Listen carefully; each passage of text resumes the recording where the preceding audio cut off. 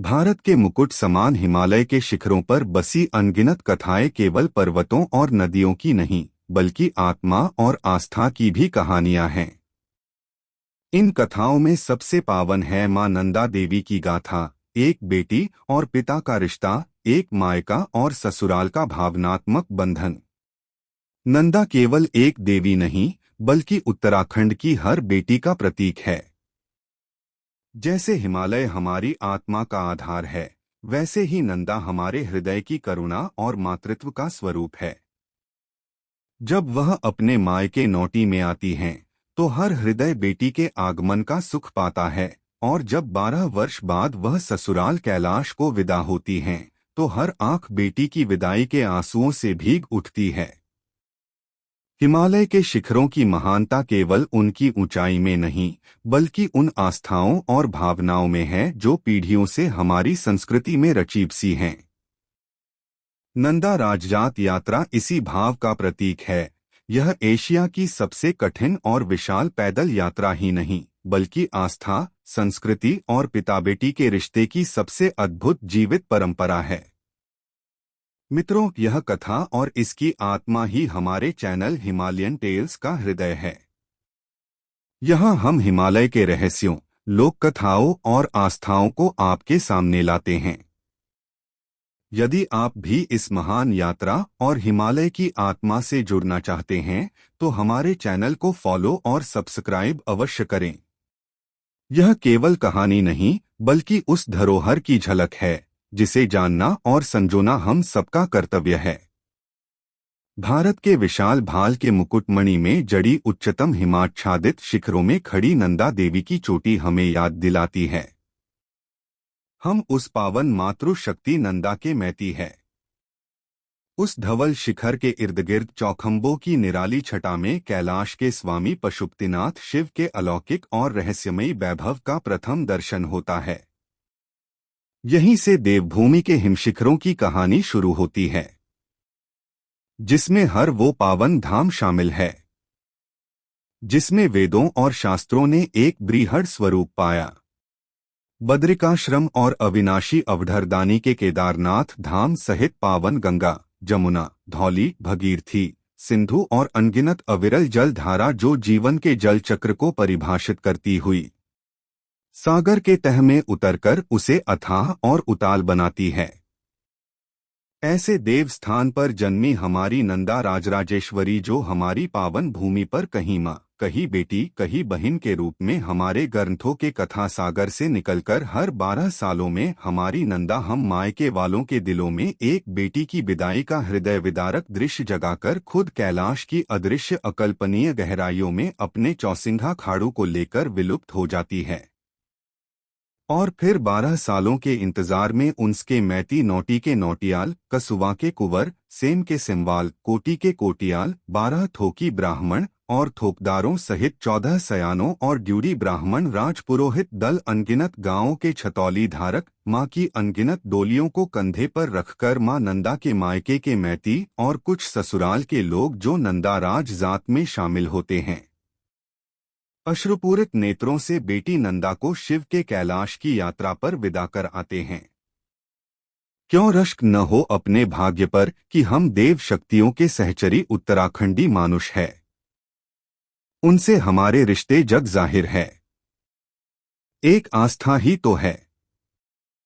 जो किसान धन्ना जाट द्वारिकाधीश को हल में जोतकर फसल उगवाता है, त्रिलोकी नाथ को बरसाने में लठ पड़ जाते हैं, और मर्यादा पुरुषोत्तम राम अवध में पहुनाबन गाली खाते हैं, वैसी ही हमारी नंदा हर 12 साल में अपने मायके नोटी आकर फिर ससुराल में विदा करने की रस्म में अपने संपूर्ण उत्तराखंड के जनमानस को झकझोर जाती है।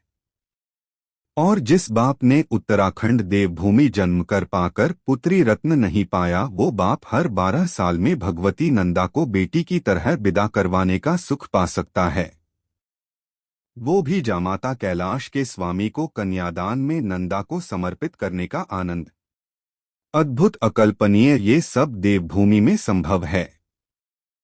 कितना भी पत्थर दिल क्यों न हो, बेटी की विदाई हर दिल को अपने स्नेह से पिघलाकर मोम बना देती है।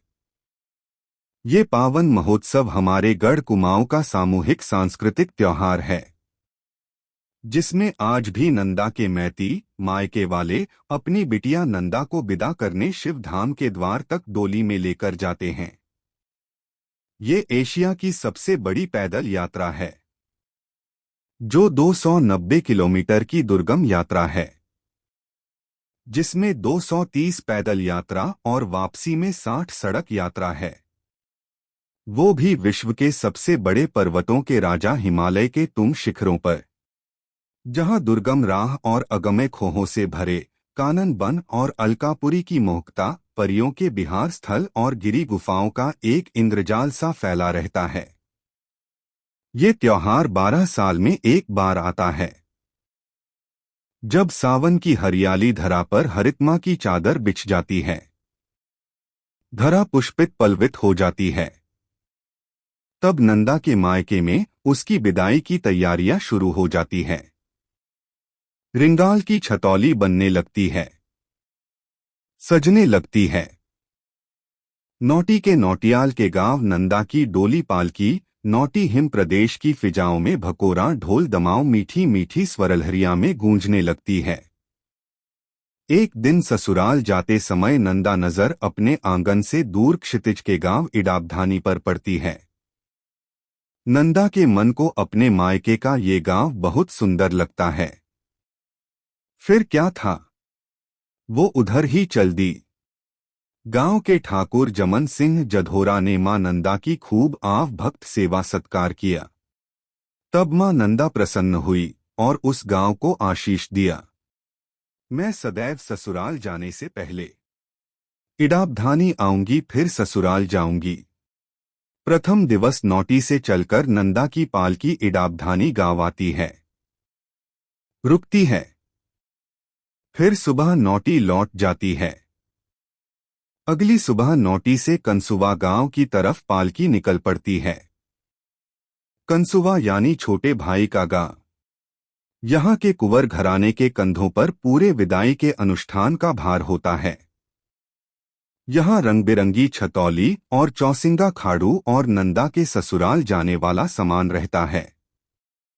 कंसुआ में रात्रि विश्राम के बाद नंदा की पालकी ससुराल की तरफ बढ़ती है। गांव की मां, बहन, बेटी और बुजुर्ग नंदा की डोली के गले लगकर उसकी विदाई में उसी प्रकार भाव विभोर होकर जोर जोर से रोते हैं, जैसे आज नंदा स्वयं उनकी बेटी बनकर विदा हो रही हो। हर एक शख्स नंदा को अपने भाव के अनुसार कोई बेटी, कोई बहन, कोई मां रूप में गले मिलता है।